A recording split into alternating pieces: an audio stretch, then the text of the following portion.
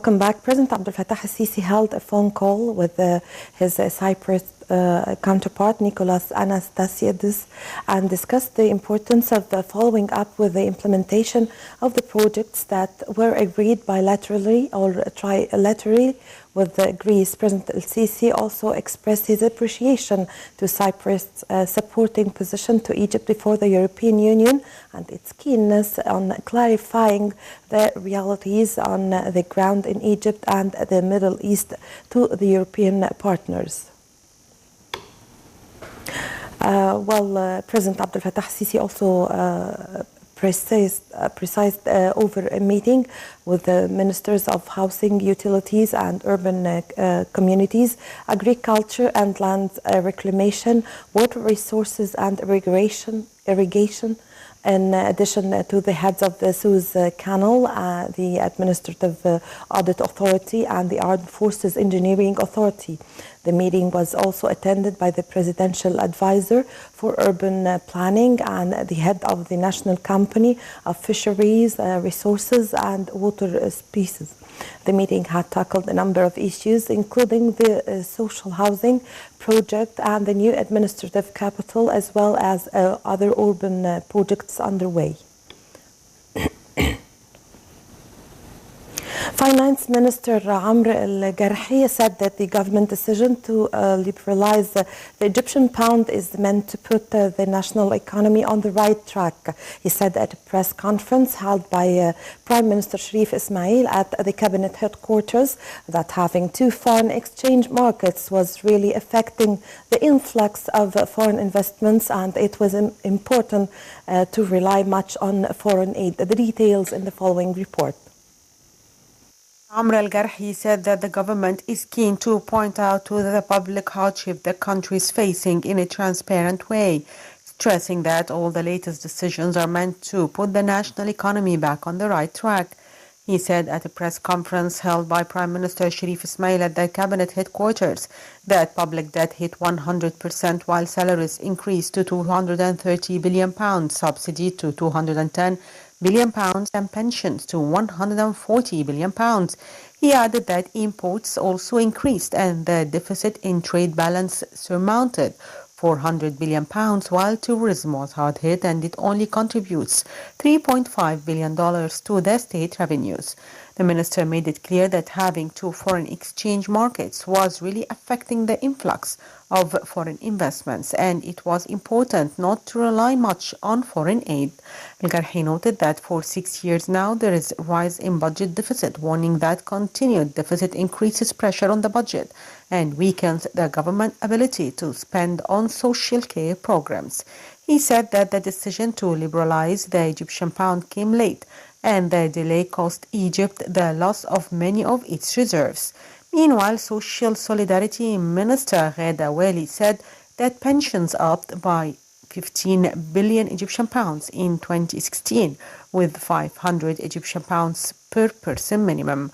Wali said that the Takaful and Karama program was put into effect for elderly and handicapped people.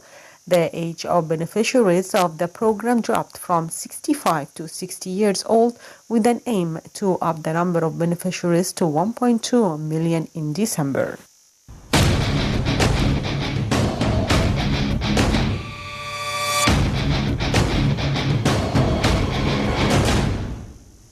Well, the International Monetary Fund praised Egypt's decision to liberalize its local currency exchange rate as a move to strengthen its competitiveness and help to attract foreign investments. Details in the following report. The International Monetary Fund said it welcomes Thursday's decision by Egypt's central bank to liberalize the country's pound. In a statement emailed to Al-Ahram Online, the IMF said the move would boost competitiveness and attract foreign investments. IMF Mission Chief for Egypt, Chris Jarvis, said they welcomed the Central Bank of Egypt's decision to liberalize the foreign exchange system and adopt flexible exchange rate regime. IMF Mission of Chief for Egypt, Chris Jarvis, added that this move will improve Egypt's external competitiveness, support exports and tourism, and attract foreign investments. Egypt's government says that it is carrying out economic reforms, including the introduction of a value-added tax and cuts in energy subsidies. Meanwhile, the European Bank for Reconstruction and Development, the EBRD, welcomed the liberalization of the pound's exchange rate by the Central Bank of Egypt.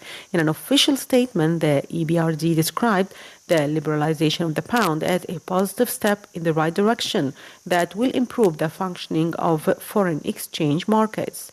The liberalization of the Egyptian pound will also improve the competitiveness of Egypt's exports and unlock private sector activity that has been hampered by the lack of foreign exchange availability, which will help to drive some of the improvement in growth that is forecast for 2016-2017 fiscal years, as reported by the European Bank.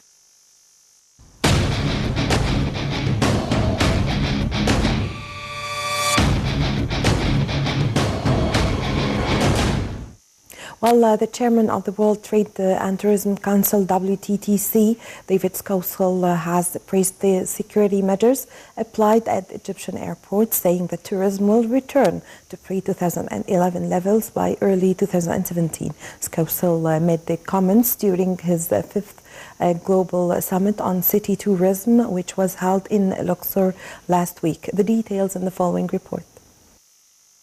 The chairman of the World Travel and Tourism Council, the WTTC, David Skosel, said that the security measures at Egyptian airports have become highly developed, surpassing measures imposed in some developed countries. He said that Egyptian tourism will recover starting next year and it will return rapidly to its pre-2011 levels. Skosel said that he would reassure UK travel agencies regarding the security measures he witnessed at Cairo airport, adding that he plans to visit Sharm el-Sheikh to encourage the resumption of flights soon. Meanwhile, Antiquities Minister Khaled Al-Anani was also present at the summit in Luxor and said that the United Nations World Tourism Organization's choice of Luxor to host its fifth summit demonstrates that Egypt enjoys stability and security.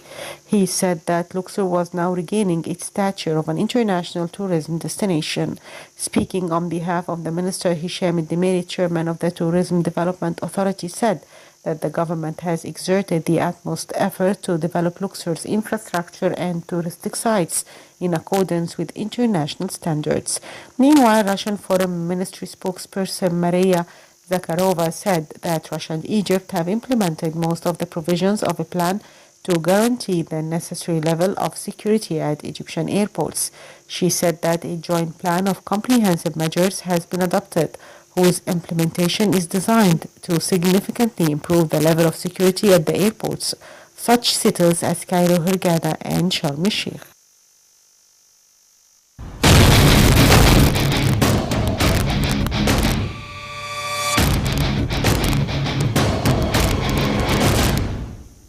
Well, conflict and post-conflict environments in Africa present unique and opportunities for women.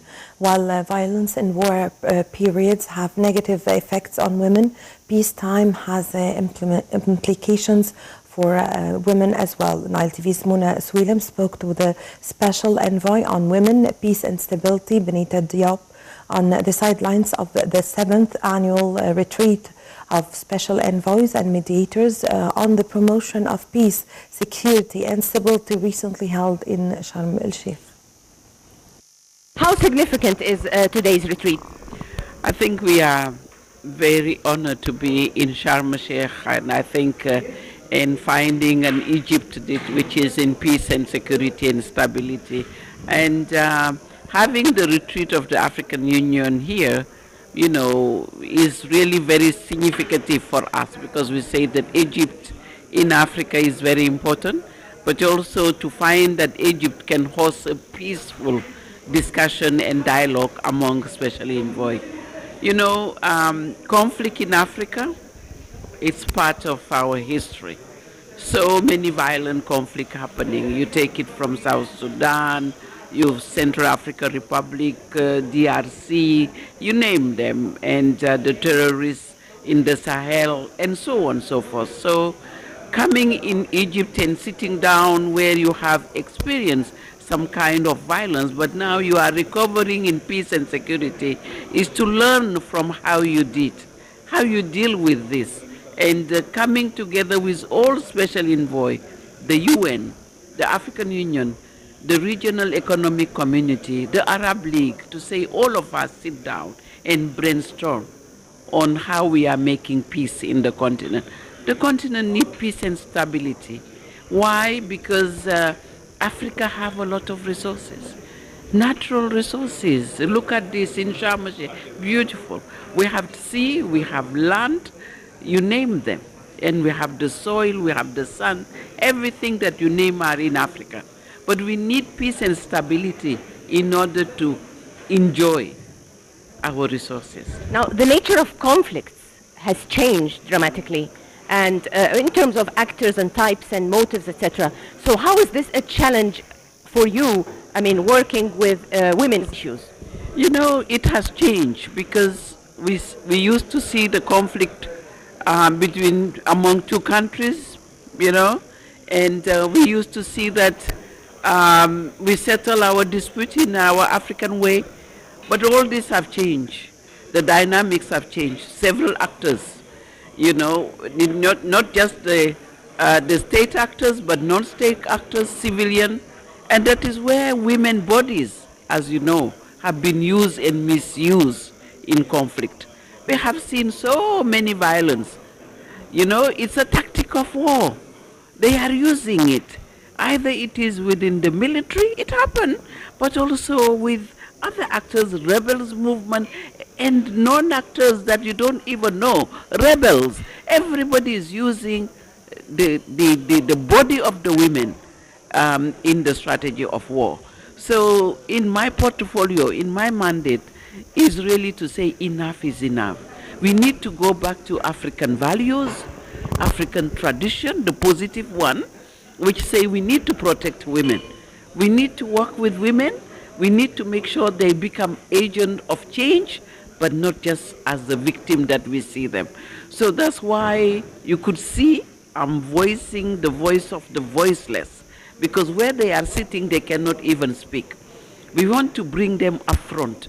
When it comes to mediation, because here today we are discussing mediation, is the leadership of women. Women are competent. Look at yourself. You have been studying conflict. You know how to resolve some of the problem. Women can come at the table and contribute in a positive manner. Women leadership in prevention, because we see that in Africa now, we need to move toward resolving the conflict, but more preventing that it happen. And women are there. We are in the community. We bridge the gaps in two communities, in two tribes, in two ethnic groups. So we can bring our knowledge. You know, I always say that when men, they sit, what they do, they discuss sharing the power. They don't discuss sharing responsibilities. But when women bring the agenda, the human security agenda, they will come and say, my children, wherever, you are from Egypt, I'm from Senegal. We will talk about education. We will talk about health. We will talk about how do we become leaders by our children and our fathers and mothers. So you take care of the community. But the men, first of all, is what is my position? So we need to go out of that process and make sure that women are part in reconciliation, in peace building, and that's why this retreat is important for us. UN Resolution 1325, we are still celebrating today, which is in October. It was adopted in October.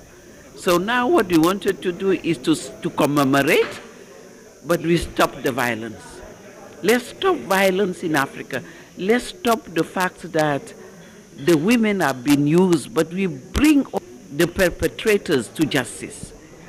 We need to bring accountability in our mechanism, you know, because when women have been attacked in the family, in their body, in their mind, what we need to do is to reconstruct the mental, but also we need to restore their dignity.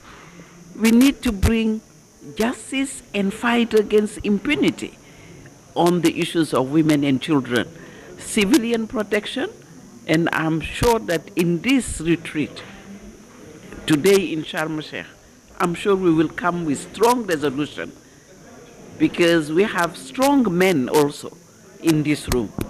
And those strong men, we want their voices to say no to injustice, no to violence to our women, and we have to stop it. So we count on this retreat in Egypt today to say we end violence in Africa, especially violence against women.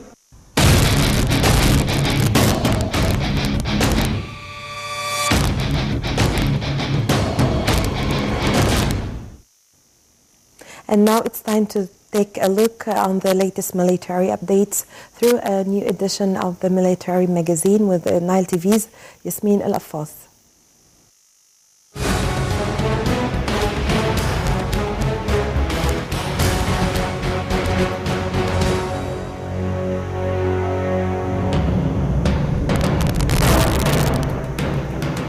The Egyptian army is continuing its efforts to overcome the damaging effects of floods in the Red Sea area in Upper Egypt last weekend.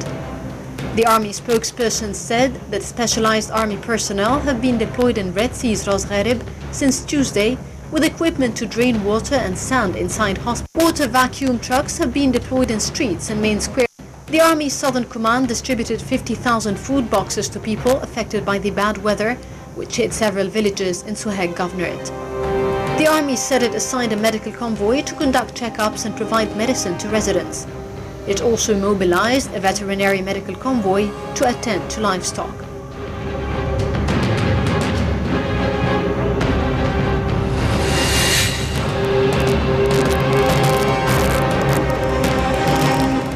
The armed forces have finalized preparing 8 million packages of foodstuff to be offered on the market at half of their original price. The packages will be offered at all Egyptian governorates in accordance with directives by President Abdel Fattah el-Sisi. The move is meant to ease up burdens of high prices on the citizens. It also comes within the framework of the national role that is undertaken by the armed forces as a national institution, which is part of the Egyptian people's fabric.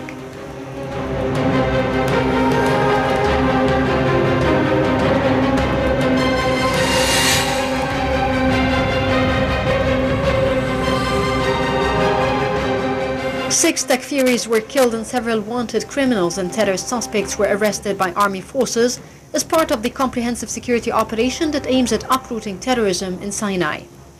Military spokesperson Brigadier General Mohammed Samir said in a statement on Sunday that the forces destroyed a hideout containing barrels full of explosives as well as 12 explosive devices that were designed to target security forces. Also, a pickup truck, a technical vehicle, 3 unlicensed motorbikes and 3 huts were destroyed by the army forces. The forces seized a large quantity of scrap metal used in manufacturing explosive devices, RPG launcher, 2 grenades and 2 machine guns.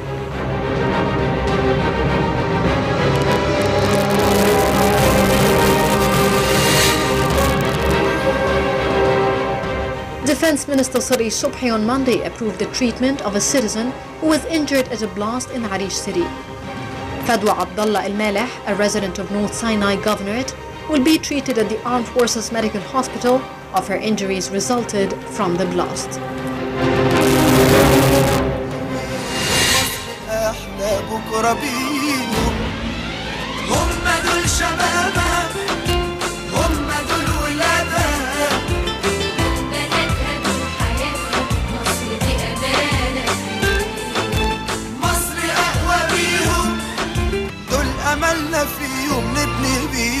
مصر أحلى بكرة بيهم هم دول شبابها هم دول ولادها بناتها دول حياتها مصر دي أمانة مصر أقوى بيهم.